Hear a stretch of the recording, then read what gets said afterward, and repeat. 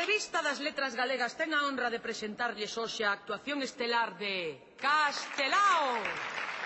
Gracias, moitas gracias. Este é un chiste sobre un mariño galego que está en Londres. Vamos, un chiste sobre a emigración. Todo isto non sei porque todos os chistes galegos teñen que ser sobre a emigración, pero non me vou cabrear.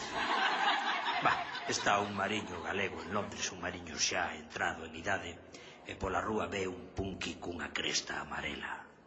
O galego mira para o punky. O punky queda mirando para o galego e dille: que pasa, carroza, nunca fixeches nada salvaxe na túa vida?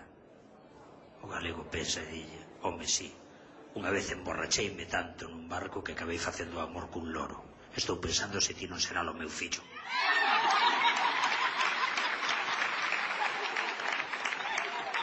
Os fillos perdidos da emigración. Non lle vexo a comedia por ningún lado.